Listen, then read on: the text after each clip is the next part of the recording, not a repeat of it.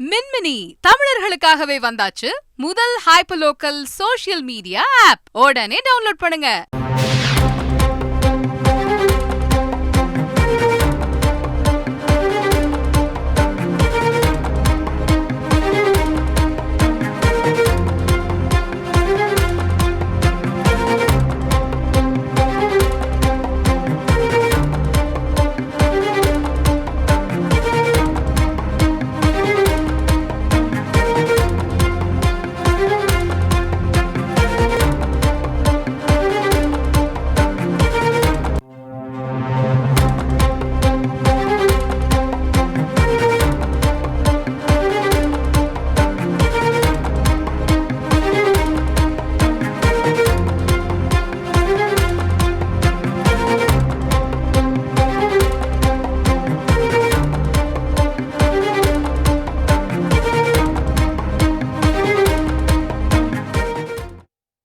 டெல்லி மதுபான கொள்கை முறைகேடு தொடர்பாக பிப்ரவரி 2 ஆஜராக முதல்வர் அரவிந்த் கெஜ்ரிவாலுக்கு 5வது முறையாக அமலாக்கத்துறை சம்மன் அனுப்பியது.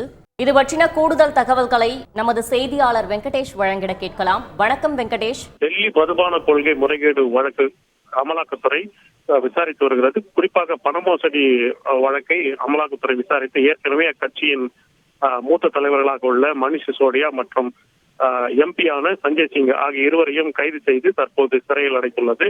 இந்நிலையில் டெல்லி முதல்வர் அரவிந்த் கெஜ்ரிவாலுக்கு இந்த வழக்கு தொடர்பாக சம்மன் அனுப்பி கடந்த 4 முறைகள் அவர் ஆஜராகவில்லை. பல்வேறு பதில்களை அவர் அளித்திருந்தார். குறிப்பாக டிசம்பருக்கு இறுதி வாரத்தில் அவர் அனுப்பிய போது அவர் தியானத்துக்கு செல்வதாக தெரிவித்து அதற்கு பதிலளித்திருந்தார். அந்த சம்மனுக்கு அவர் ஆஜராகாத நிலையில் மேலும் அவர் அமலாக்கத்துறைக்கு அளித்த விளக்கத்தில் தனக்கு எந்த வழக்கு தொடர்பாக இந்த சம்மன் அளிக்கப்பட்டுள்ளது, தான் சாட்சியாக அழைக்கப்பட்டிருக்கிறேனா அல்லது குற்றவாளியாக அழைக்கப்பட்டிருக்கிறேனா அல்லது கட்சியின் தலைவர் என்ற முறையில் அழைக்கப்பட்டிருக்கிறேன் என பல்வேறு விளக்கங்களை கோரி ஒரு பதில் மனுவாக அவர் அமலாக்கத்துறைக்கு ஏற்கனவே அளித்திருக்கிறார். இந்நிலையில் தான் 5வது முறையாக அமலாக்கத்துறை அவருக்கு சம்மன் அனுப்பி வரும் பிப்ரவரி 2 ஆஜராக ஒரு சம்மனை அனுப்பியுள்ளது.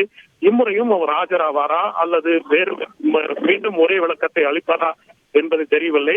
எதிர்கட்சி தலைவர்களாக உள்ள தற்போது ஜார்க்கண்ட் முதல்வர் சிபு சோரன் மற்றும் அங்கு பீகாரில் உள்ள தேஜஸ்வி யாதவ் உள்ளிட்டோரை அமலாக்கத்துறை விசாரித்து வரக்கூடிய சூழலில் தற்போது டெல்லி முதல்வருக்கு அமலாக்கத்துறை பிப்ரவரி 2 ஆஜராக சம்மன் அனுப்பியுள்ளது. மேலும் அரசியல் வட்டாரத்தில் பரபரப்பு ஏற்பட்டது.